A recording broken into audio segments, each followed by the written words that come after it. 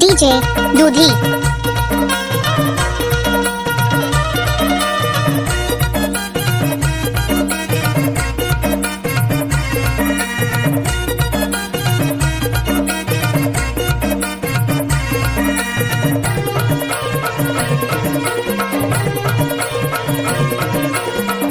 क्या नाम है आपका? डीजे प्रेमलाल दूधी, नर्मदा टोला वाले।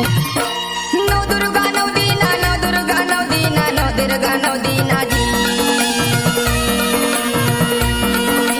नौ दुर्गा नौ दीना, नौ दुर्गा नौ दीना, नौ दुर्गा नौ दीना जी। राम नाम सबे दिना भैया, नौ दुर्गा नौ दीना जी। राम नाम सबे दिना भैया, नौ दुर्गा नौ दीना जी। नौ दुर्गा नौ दीना, नौ दुर्गा नौ दीना, नौ दुर्गा नौ दीना जी। नौ दुर्गा नौ दीना, नौ दुर्गा नौ दीना, नौ दुर्गा नौ दीना जी।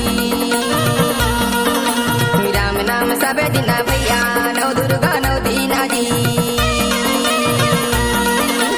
राम नाम सबे दिना भैया, नौ दुर्गा नौ दीना जी। डीजे प्रेमलाल दूधी, नर्मदा टोला वाले।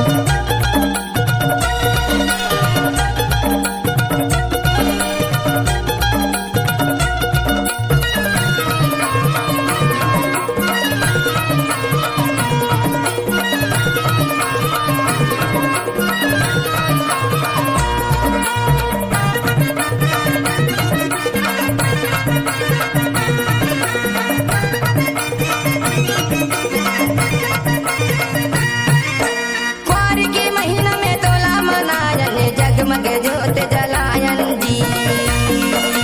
क्वार के महीना में तोला मनायन, जगमग जोत जलायन जी।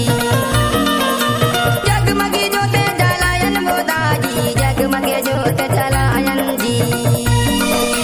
क्वार के महीना में तोला मनायन, क्वार के महीना में तोला मनायन, जगमग जोत जलायन।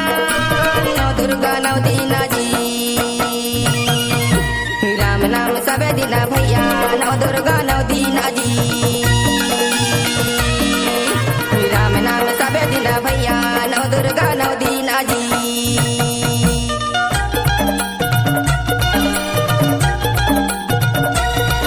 क्या नाम है आपका?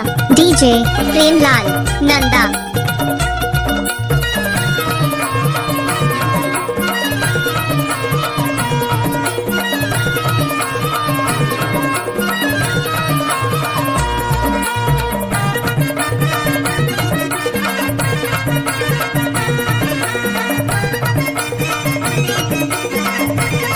डीजे प्रेमलाल। हाथ जोड़ के दा फूल जगायन, गंगा जल चरण धोवायन जी। हाथ जोड़ के दा फूल जगायन, गंगा जल चरण धोवायन जी। गंगा जल चरण धोवायन माता, गंगा जल चरण धोवायन जी। और हाथ जोड़ के दा फूल जगायो, हाथ जोड़ के दा फूल जगायो, गंगा जल चरण धोवायो। नौ दुर्गा नौ दीना जी। राम नाम सबे दिना भैया, नौ दुर्गा नौ दीना जी। राम नाम सबे दिना भैया, नौ दुर्गा नौ दीना जी। राम नाम सबे दिना भैया, नौ दुर्गा नौ दीना जी। राम नाम सबे दिना भैया, नौ दुर्गा नौ दीना जी। राम नाम सबे दिना भैया, नौ दुर्गा नौ दीना जी। राम नाम सबे दिना भैया, नौ दुर्गा नौ दीना जी। डीजे प्रेमलाल दूधी, नर्मदा टोला वाले।